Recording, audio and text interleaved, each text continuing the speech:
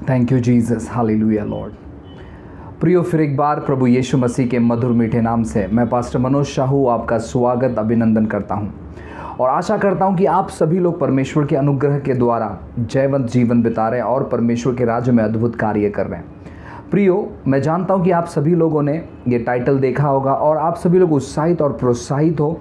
जो भी सवाल जवाब हम करने पर हैं या जो भी बातें हम करने पर हैं परमेश्वर के वचन के द्वारा, परमेश्वर के आत्मा के द्वारा, आप बहुत ही बेसब्री से इंतज़ार करते होंगे इस सेशन का।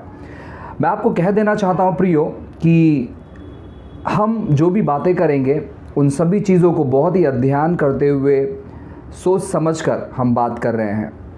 और ये वीडियो स्टार्ट करने से पहले या तो फिर मुख्य बातों में जाने से पहले एक बात मैं आपको बताना चाहता हूँ। हम किसी भी प्रकार का बेकार या बेवकूफ़ी वाला बातें या तो मूर्खता की बातें हम यहाँ पर नहीं करेंगे, ठीक है। जितने भी लोग हैं जो MMB के फॉलोअर्स हैं या तो ये जो बड़े दिमाग वाले व्यक्ति हैं, इनके जितने भी फॉलोअर्स हैं उनसे हम आपको कहना चाहते हैं कि आप सच में धन्य लोग हैं। मालूम है क्यों? क्योंकि आप दिमाग का इस्तेमाल नहीं करते हैं। प्रियो, कभी भी किसी भी प्रीचर्स को फॉलो करने से पहले, प्रचारक को फॉलो करने से पहले आप देखिए कि वो कैसे बातें करता है।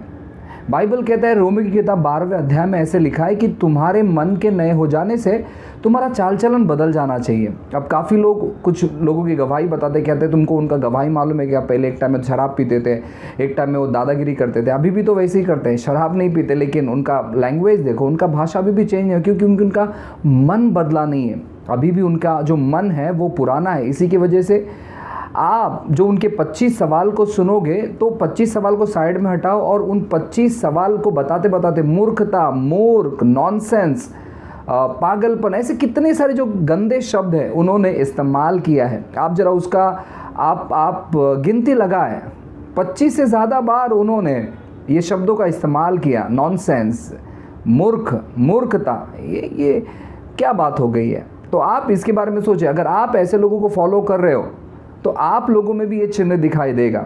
अब वापस एक बार कहना चाहता हूँ कि जितने भी लोग इस व्यक्ति को फॉलो करते हैं, मैं उनसे कहना चाहता हूँ प्रियो कि आप देखें कि इस व्यक्ति को फॉलो करने के बाद आप में नम्रता आया है, आप में बुद्धिमत आया है, या आप इस व्यक्ति की जैसे बातें करने लगे।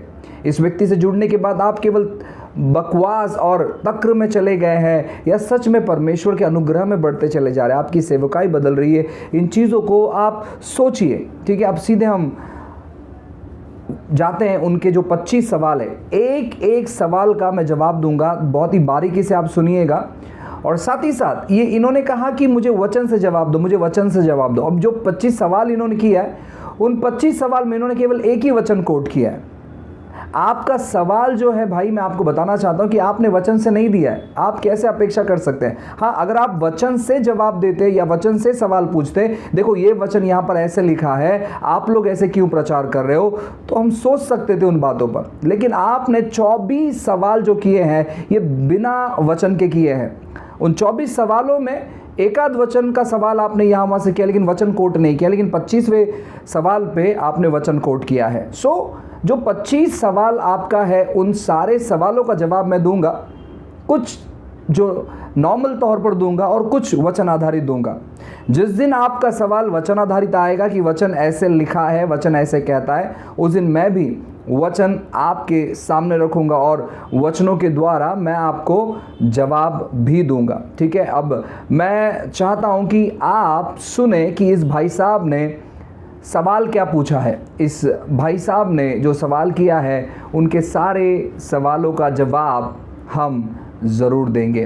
तो सबसे पहला सवाल ये आपके स्क्रीन के ऊपर, कौन सी अन्य भाषा आप बोलते हो, बाइबल की या संस्थाओं की? सबसे पहला, आप कौन सी भाषा बोलते हैं, बाइबल की बोलते हैं या संस्थाओं की? सबसे पहले तो मैं आपको बता देना चाहता हूं कि अब ये नया जो शब्द है संस्थाओं की अन्य भाषा, आपने कहां से ढूंढ कर निकाला? आपका जो एक कारखाना है, आपने ना, आप कारखानों में शब्द रचना करने को आपको बहुत अच्छा आता है। और संस्थाओं की जो भाषा है ना, वो आपकी है, ठीक है, हमारी नहीं है। या जो भी मेरे जो भाई बहन है, पास्टर्स है, कलीग्स है, जो अन्य भाषा में बातें करते हैं, वो बाइबल की अन्य भाषा है।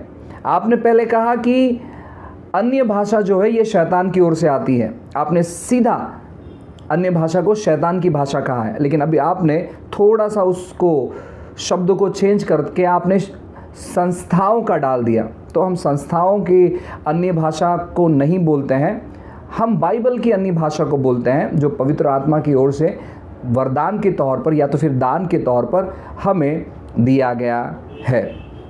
दूसरा,